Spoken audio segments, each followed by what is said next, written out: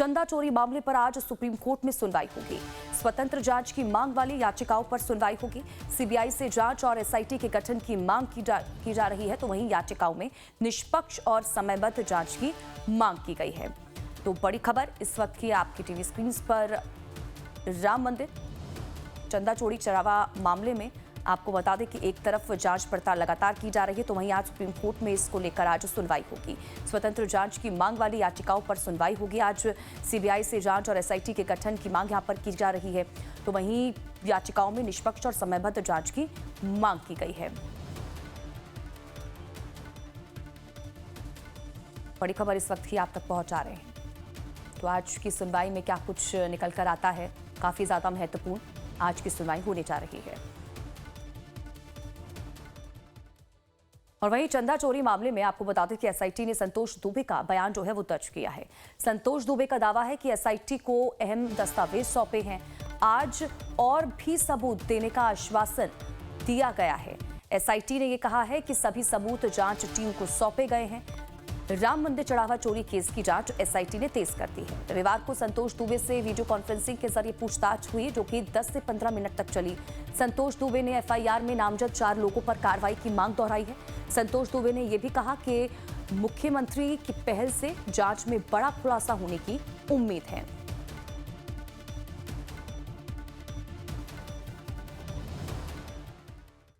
और वहीं राम मंदिर चंदा चोरी में हिंदू धर्म सेना के प्रमुख संतोष दुबे का नाम इन दिनों चर्चा में है। दरअसल संतोष दुबे ही वो शख्स हैं जिन्होंने चोरी को लेकर राम जन्मभूमि थाने में एफआईआर दर्ज कराने के लिए तहरीर दी है। संतोष दुबे ने कहा है कि उन्होंने इसलिए तहरीर दी है ताकि एसआईटी ये बहाना ना बनाए कि किसी ने तहरीर नहीं दी है। अपनी तहरीर में उन्होंने 4 लोगों के नाम लिखे हैं। ये नाम है अनिल मिश्रा, गोपाल राव, चंपत राय और उनके ड्राइवर टिन्नू यादव का। अयोध्या में रहने वाले संतोष दुबे पूर्व कार सेवक है। उन्होंने सभी 8 आरोपियों का पॉलीग्राफ टेस्ट कराने की मांग की है। संतोष राय ने गंभीर आरोपों के बाद एसआईटी ने उनसे वीडियो कॉन्फ्रेंसिंग के जरिए 10 से 15 मिनट तक पूछताछ की है। संतोष दुबे ने बताया कि उन्होंने कई अहम तथ्य और सबूत एसआईटी को दिए हैं। संतोष दुबे ने सीएम योगी की पहल पर जांच में बड़ा खुलासा होने की उम्मीद जताई है।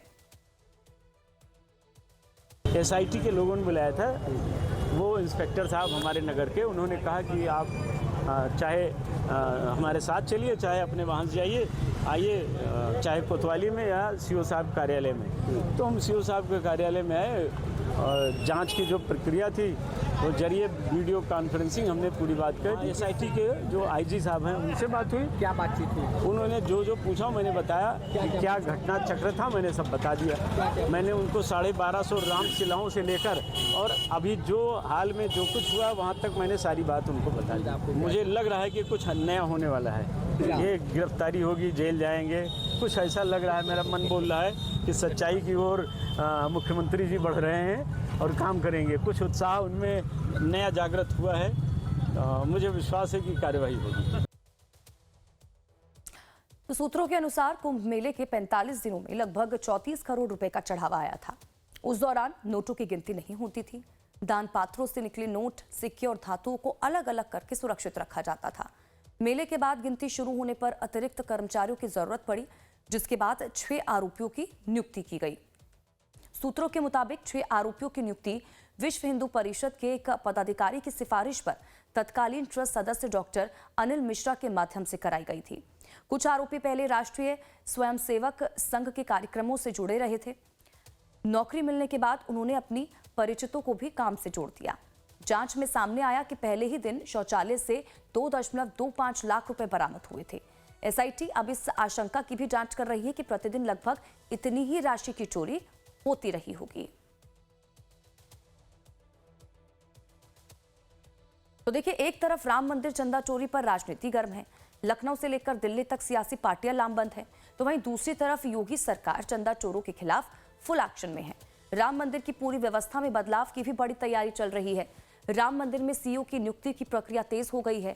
अगर सब कुछ ठीक रहा तो अगले 1 महीने में राम मंदिर की पूरी व्यवस्था सीईओ के अधीन हो जाएगी।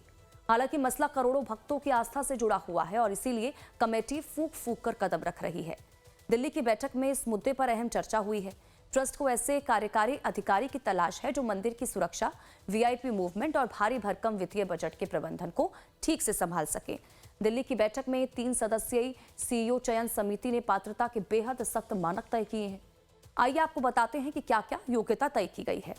देखिए, सीईओ बनने के लिए उम्मीदवार का हिंदू होना अनिवार्य है। इसके साथ ही एडमिनिस्ट्रेशन या फिर फाइनेंस में 20 साल का लंबा अनुभव होना जरूरी है। शुरुआत में ये नियुक्ति 3 साल के लिए होगी और चयनित सीईओ को अयोध्या में ही रहना होगा। सीईओ का वेतन और आवास राम मंदिर ट्रस्ट की ओर से दिया जाएगा, यानी कि सीईओ पूरी तरह से ट्रस्ट के अधीन होगा और न्यास को जवाबदेह होगा। इस पद के लिए 18 जुलाई 2026 तक आवेदन भेजे जा सकते हैं। ट्रस्ट की 22 जुलाई को होने वाली बैठक में पहले सीईओ के नाम पर मोहर लगने की उम्मीद है। राम मंदिर निर्माण समिति के अध्यक्ष और ट्रस्ट के सदस्य दीपेंद्र मिश्रा ने भी साफ कर दिया है कि संभावित सीईओ राम मंदिर ट्रस्ट के अधीन ही काम करेगा, यानी कि सरकारी सीईओ नहीं होगा। जो सीईओ है वह प्रबंधन से संबंधित मुख्यतः होगा। प्रबंधन में श्रद्धालु जो है वह मुख्य है। सीईओ की पहली जिम्मेदारी यह होगी कि श्रद्धालुओं को हर प्रकार की सुविधा मिले, श्रद्धालुओं में विश्वास रहे और उसके साथ वित्तीय व्यवस्था भी सीईओ देखेंगे। तो एक सीईओ एक प्रकार से सहायक हैं ट्रस्ट के और ऐसे ही कार्य करेंगे।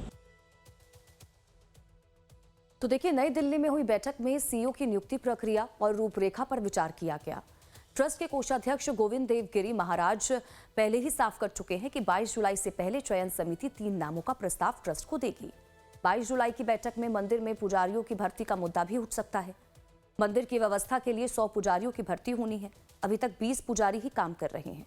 पुजारियों को लेकर कड़े नियमों की वजह से अब तक ये मामला अटका हुआ है। अब परकोटे में भी मंदिर बन चुके हैं, इसलिए पुजारियों की नियुक्ति जरूरी हो चुकी है। फिलहाल सभी की नजरें 22 जुलाई को होने वाली ट्रस्ट की बैठक पर टिकी हुई हैं। ट्रस्ट के मुताबिक 21 जून से 3 जुलाई 2026 के बीच ज्यादातर दिनों में पिछले साल की तुलना में इस साल ज्यादा श्रद्धालु रामलला के दर्शन के लिए पहुंचे हैं। ट्रस्ट के आंकड़ों के मुताबिक 21 जून 2026 को 94,419 श्रद्धालुओं ने दर्शन किए, जबकि 21 जून 2025 को यह संख्या 81,303 थी। इसी तरह 23 जून को 76,104, 24 जून को 84,124, 25 जून को 85,510, 26 जून को 97,603, 27 जून को 97,134, 28 जून को सबसे ज्यादा 1,02,672, 30 जून को 96,112, तो वहीं 1 जुलाई को 89,653, 2 जुलाई को 83,863 और 3 जुलाई को 87,652 श्रद्धालु दर्शन के लिए पहुंचे हैं। केवल 22 जून और 29 जून को पिछले साल की तुलना में कम श्रद्धालु राम मंदिर पहुंचे हैं। बाकी दिनों में पिछले साल की तुलना में ज्यादा श्रद्धालु मंदिर में दर्शन के लिए आए हैं। ट्रस्ट ने कहा कि इन आंकड़ों से उन दावों का खंडन होता है जिनमें कहा जा रहा था कि चढ़ावा चोरी की घटना के बाद राम मंदिर आने वाले श्रद्धालुओं की संख्या में भारी गिरावट आई है। आप विश्वास माने किसी प्रकार मैंने विशेष रूप से श्रद्धालुओं से बात रोक करके किसी प्रकार से उनके मन में ऐसी चिंता नहीं थी कि वह दर्शन कर रहे हैं तो इस मंदिर का कोई किसी प्रकार की कार्य प्रणाली या भगवान के श्रद्धा इसके बारे में कोई प्रश्न उठे। जान के पूछने पर भी उन्होंने कहा हम तो भगवान का दर्शन करने आए हैं, बहुत अच्छा दर्शन यहाँ होता है यहाँ और है भी।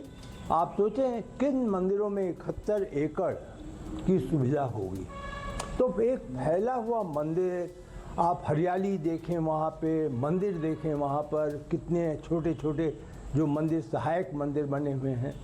तो श्रद्धालु को किसी प्रकार से आप विश्वास माने उनके मन में यह प्रश्न नहीं था। तो एक तरफ मंदिर में सीईओ की नियुक्ति और चढ़ावे की गणना प्रक्रिया में अहम बदलाव किए जा रहे हैं। दूसरी तरफ चंदा चोरों पर शिकंजा भी कसा जा रहा है। एसआईटी और अयोध्या पुलिस परत दर परत जाकर नए खुलासे कर रही है। सूत्रों के मुताबिक पुलिस की जांच में पता चला है कि चढ़ावा चोरी की सभी घटनाएं सिर्फ शाम वाली शिफ्ट में ही होती थी। रिमांड पर लेकर हुई पूछताछ के दौरान अविनाश शुक्ला, अनुकल्प मिश्रा, लवकुश मिश्रा और करुणेश पांडे ने कई चौंकाने वाले खुलासे किए हैं। इसके बाद ट्रस्ट ने चढ़ावे की गिनती का तरीका पूरी तरह से बदल दिया है।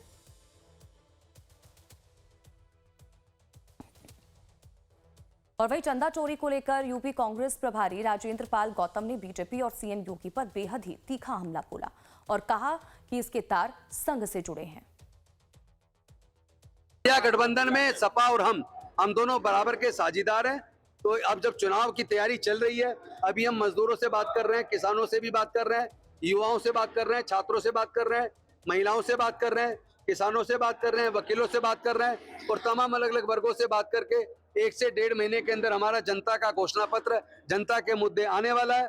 और हम चूंकि बराबर के साझीदार हैं तो हिस्सेदारी और सम्मान भी बराबर का चाहिए और वो हो जाएगा। इन लोगों ने जिन्होंने राम का इस्तेमाल सत्ता पाने के लिए किया और राम के चढ़ावे को ही चोरी कर लिया, तो ऐसे लोगों से उम्मीद भी क्या की जा सकती है।